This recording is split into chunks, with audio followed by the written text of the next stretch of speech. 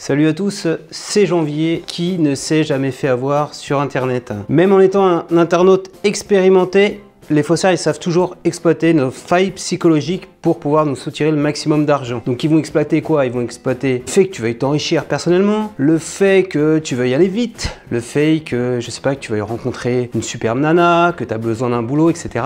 Et en fonction de ça, ils vont délivrer un message et tu vas te faire avoir et tu vas tomber pile poil dans leur arnaque. La Direction Générale de la Répression des Fraudes, donc la DGCCRF, si je dis bien, c'est un peu compliqué à dire, reçoit chaque année 70 000 plaintes de personnes qui se sont fait abuser de particuliers par ce genre d'escroquerie. Voilà, donc c'est énorme. Donc j'ai été justement faire un tour sur le site de la DGCCRF et j'ai trouvé quelques cas concrets d'arnaques bien ficelées dans lesquels moi personnellement je me suis déjà fait avoir, mes proches sont déjà fait avoir. Et donc ce que je te propose c'est de le passer en revue. J'en ai trouvé 5 vraiment qui sont caractéristiques d'arnaques bien ficelées sur internet. On va les voir ensemble et on va voir ensemble comment les éviter la prochaine fois. Alors la première arnaque c'est le phishing. Le phishing c'est quoi? Tu vas recevoir par exemple dans ta boîte mail un mail qui a l'air vraiment quelque chose de très officiel, qui peut émaner, je sais pas moi, des impôts, qui peut émaner de ta banque, de fournisseurs d'accès internet ou mobile, et qui te dit par exemple, c'est ça un petit peu la faille, oh, eh bien écoute mon gars,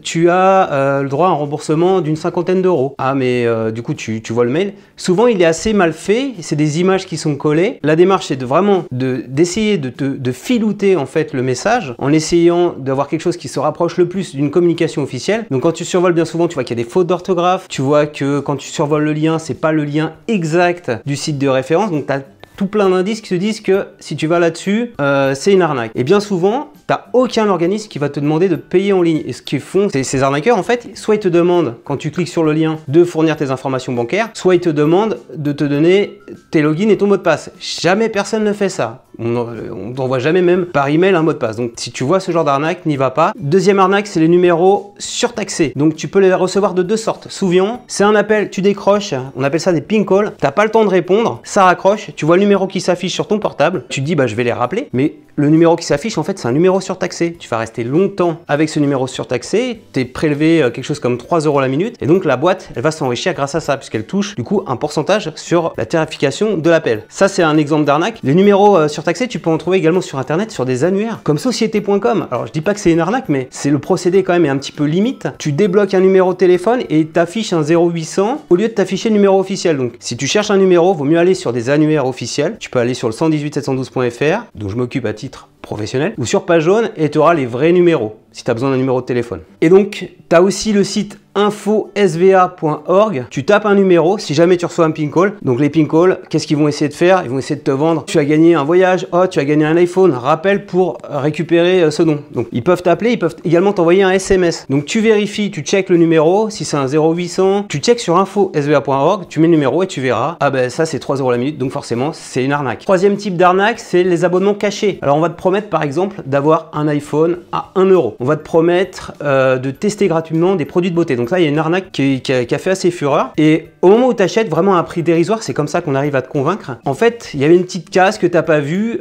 Souvent, le site n'est pas domicilié en France. Donc si tu regardes les mentions légales du site, ça peut te mettre la puce à l'oreille. Il est en Angleterre, il est en Hollande, il est aux États-Unis. Et donc ils ont dit dans les conditions, tu t'engages également à être prélevé, je sais pas, 20 €, 50 €, voire 200 € par mois. Et c'est là où se fait l'arnaque. Tu as cru avoir quelque chose quasiment gratuit ou à bon prix, et en fait tu as un échéancier pendant 12 mois où on va essayer de te prélever. Voilà, donc fais bien attention à ça. Si tu t'en rends compte, tu peux t'en rendre compte sur tes factures, fais tout de suite opposition. Et puis balance le truc à la DGCCRF comme une fraude quoi, tout simplement. Quatrième arnaque, c'est les faux sites administratifs. Aujourd'hui, l'administration s'est mise totalement en ligne. Quand tu as besoin d'un acte, on peut te l'envoyer par la poste et tu peux faire la démarche en ligne. Je prends un exemple très concret qui me concerne et qui vous concerne tous aussi.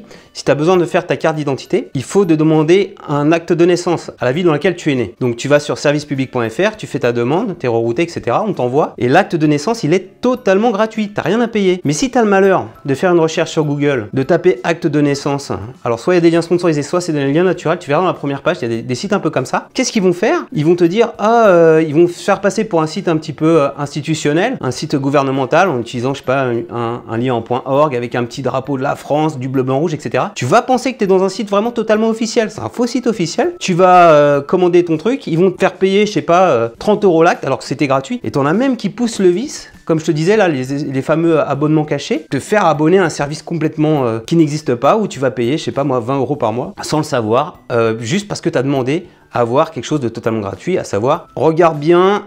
Il faut aller, quand tu fais ce genre de démarche, sur un site officiel. Alors c'est servicepublic.fr par exemple, où tu as la terminologie en sous-domaine .gouv.fr. Là, tu es sûr que c'est un site institutionnel. Cinquième arnaque, c'est les offres d'emploi piégées. Alors, c'est un petit peu sophistiqué. Tu as la petite fiche pratique ici que j'ai en face de moi du site de la DGCCRF qui explique un petit peu les contours du truc. En gros, le gros de l'arnaque, c'est qu'ils vont publier des fausses offres d'emploi sur des sites d'annonces. Et en fait, pour avoir le droit au job, on va te promettre que tu vas avoir une super rémunération, etc. Il va falloir que derrière, tu payes quelque chose, un ticket d'entrée. Or, quand tu postules pour un job, tu n'as rien à payer normalement. C'est la boîte qui te paye. On va te faire par exemple acheter des PDF.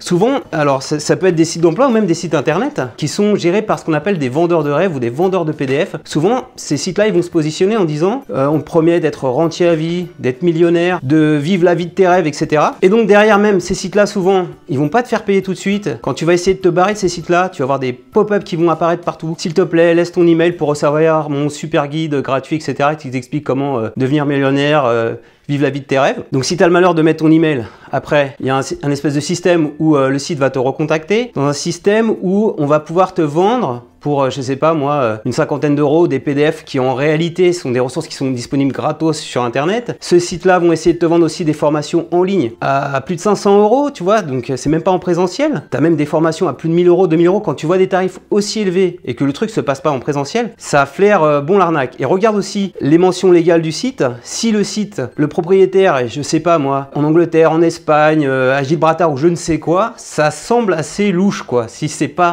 n'est pas basé en France. Et information importante, normalement, quand tu achètes en ligne, normalement, tu as 14 jours pour te rétracter. Si on te dit que c'est pas possible de te rétracter, c'est qu'il y a quelque chose qui ne va pas. Et c'est justement pour ça qu'il n'est pas établi en France et qu'il peut se baser sur une législation d'un pays exotique qui est beaucoup moins protectrice du consommateur. Alors je dis pas que les formations c'est pas bien, mais il faut faire attention. Si quelqu'un arrive à te vendre non pas une expertise, mais plutôt un espèce de truc flou où on te promet d'être ton propre patron, d'être riche, etc. Et si on t'oblige à payer quelque chose de plus de 500 € en ligne, ça me semble assez louche, donc il faut faire vraiment attention à ça. Ce dont j'ai oublié de parler, ce dont parle le site de la DGCCRF, c'est également, il y a des systèmes souvent de vente directe. On va essayer de te vendre, te faire vendre, tu appartiens à un réseau de vente, il y a un système de vente pyramidale. Voilà, dès que tu vois ces mots-là, un petit peu, ça semble un peu louche.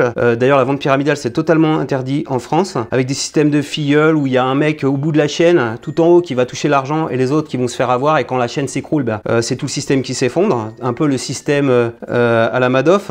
Voilà, donc dès qu'on te promet une grosse fortune, qu'il faut dépenser plus de 1000 € et que tu peux pas te faire rembourser par le CPF, ça paraît à première vue, et que le site en plus, le propriétaire du site est basé à l'étranger, ça paraît louche. Donc regarde toutes ces infos et normalement tu devrais pas te faire avoir en tout cas. J'espère que tu t'es pas fait avoir par ce genre de truc. Donc à ce propos, parmi les arnaques que j'ai citées, est-ce que tu t'es déjà fait avoir ou il y a des personnes d'entourage qui sont fait avoir? Si c'est le cas, je te conseille, en tout cas en mode préventif, de partager cette vidéo. Réagis également dans les commentaires pour me dire s'il y a d'autres arnaques que j'ai pas mis en avant, qui font des ravages autour de toi. Comme ça, on essaiera d'avoir une vidéo un petit peu plus complète. Et bien sûr, si cette vidéo t'a plu, je compte sur toi pour mettre un petit pouce levé.